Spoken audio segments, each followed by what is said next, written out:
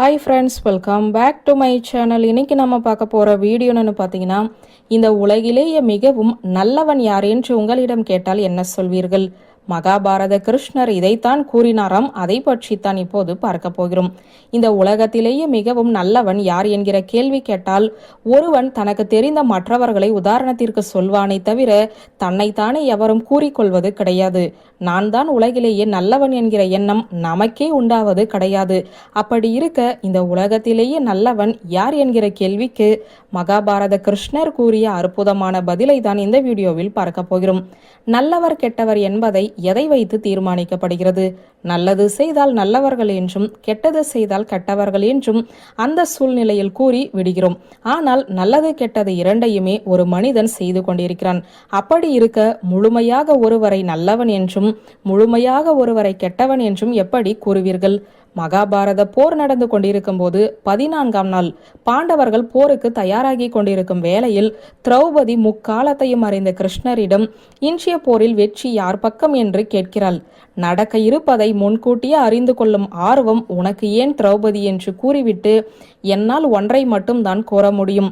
இந்த உலகிலேயே மிகுந்த நல்லவன் ஒருவன் இன்றைய போரில் கொல்லப்படுவான் என்று கூறிவிடுகிறார்.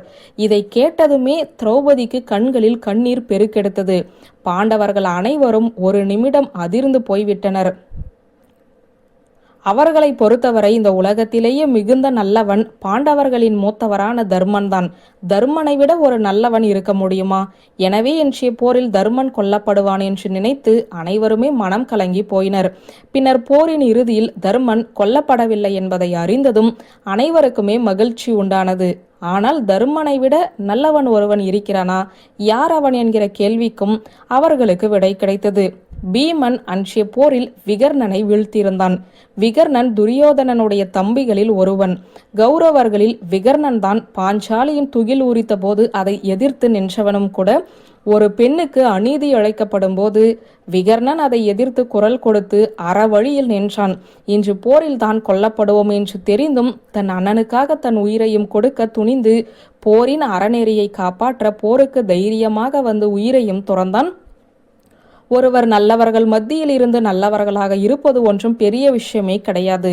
ஆனால் கெட்டவர்களுக்கு மத்தியில் இருந்தும் அறநெறியிலும் நல்லவனாகவும் இருப்பதுதான் மிக சிறந்த விஷயமாக கருதப்படுகிறது. எனவே நல்லவர்கள் மத்தியில் நல்லவனாக வாழ்ந்து கொண்டிருக்கும் தர்மனை விட கெட்டவர்கள் மத்தியில் நல்லவனாக வாழ்ந்து கொண்டிருந்த விகர்ணனே தர்மனை விட நல்லவன். இந்த உலகில் மிகச்சிறந்த நல்லவன் கெட்டவர்கள் மத்தியில் இருந்தும் வாய்ப்புகள் சந்தர்ப்பங்கள் கிடைத்தும் ஒருவன் நல்லவனாக வாழ முயற்சித்தால் அவனை விட நல்லவன் இருக்கவே முடியாது.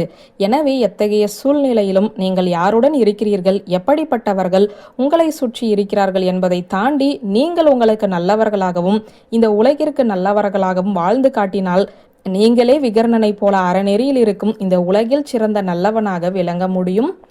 வியூவர்ஸ், இந்த வீடியோ உங்களுக்கு பிடித்திருந்தால் லைக், கமெண்ட், ஷேர் பண்ணுங்க. நன்றி.